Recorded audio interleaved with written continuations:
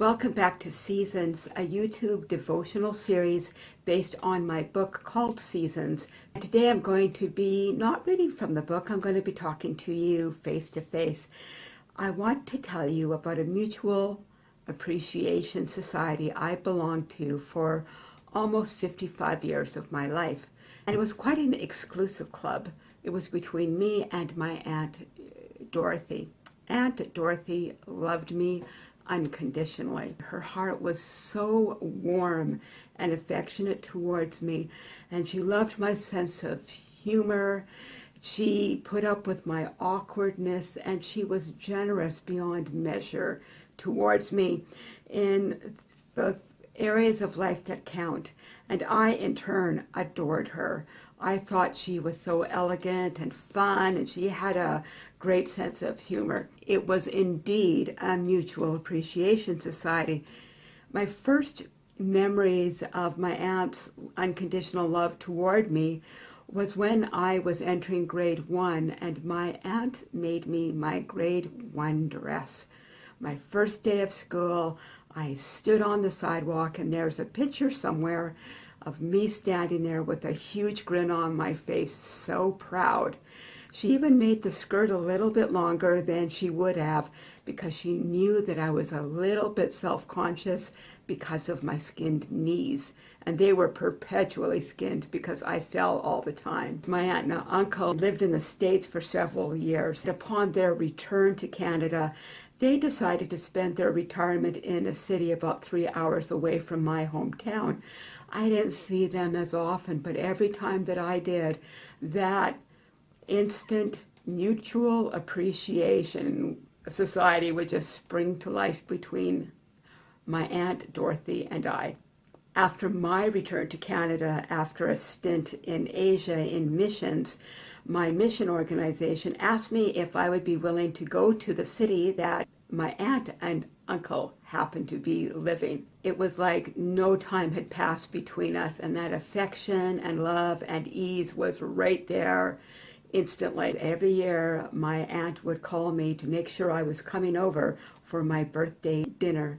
She would make me a lovely meal, and it would always end with carrot cake because she knew I like carrot cake. After my uncle passed away, my aunt resettled in a small town outside of the city I now live in, so I didn't get to see her as often.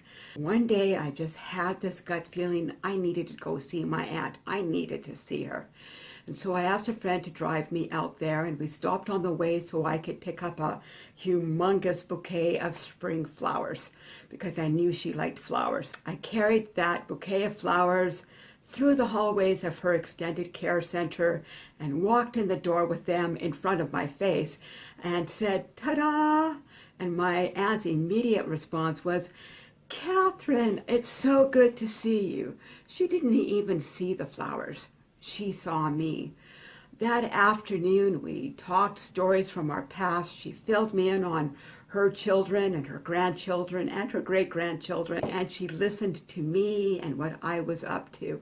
It was just such a special afternoon, but it was bittersweet in all ways you can say bittersweet. My aunt was on full-time oxygen and quite a high saturation. She also had cardiovascular problems that was causing neuropathy and causing one of her feet to actually die. So she was no longer able to walk very well. She was using an electric wheelchair.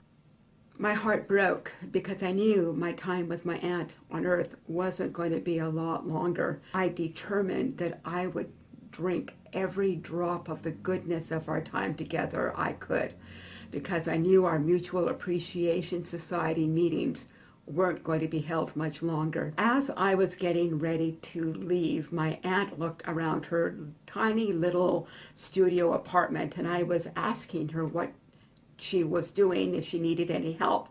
And she went, "I wanted to give you something." And I said, "You've given me so much in my life. You don't have to give me a thing." And she insisted. So she looked around. She found a stack of Reader's Digests. She said, "I want you to have these. I know that you like reading Reader's Digest." To be honest, I hadn't picked up a Reader's Digest in years, maybe decades. But when I was a youngster, I loved to read Reader's Digest. And she remembered the time she came to visit my family and she saw me sitting on the couch reading a Reader's Digest. So I took them and I gave her a kiss on the cheek. And I told her how much I loved her and how grateful I was to her. And she asked me to lean down and she gave me a kiss on both cheeks. She smiled up to me with that loving, gracious smile of hers. And she said, "I love you too, sweetie." And I knew that was going to be the last time that we would ever talk face to face.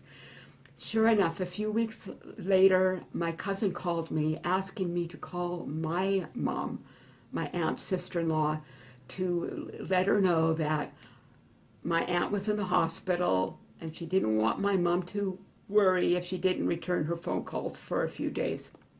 Something in my gut said I have to go see my aunt right away. And so I asked a friend to drive me to the hospital. And when I entered my aunt's hospital room, I knew my aunt was very close to death. And she was in that twilight place that the elderly go to, that they slip into before they're about to pass over.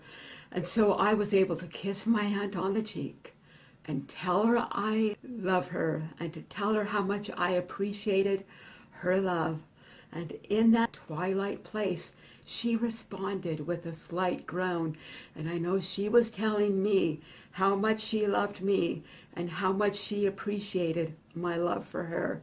You see, we had to close that final mutual appreciation society meeting. As I'm telling you this story, I realize that there's many of you who are listening who have longed for such a relationship here on earth, and you've struggled in finding intimacy with God because you have nothing to compare it to here on earth.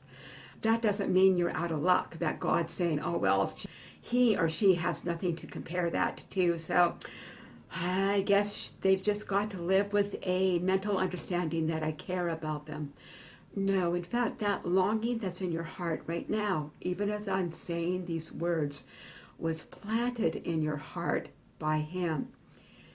We love Him because He first loved us, and He is drawing you into a mutual appreciation society, just you and Him.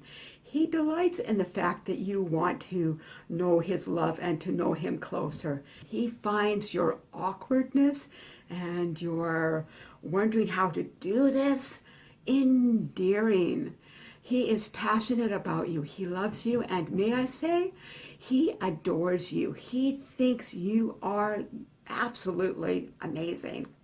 And He is giving you an exclusive invitation to join His mutual appreciation society, and He has all the patience in the universe to spend the time in allowing you to get to know His unconditional love and His passion that you enter into a mutual appreciation society with Him.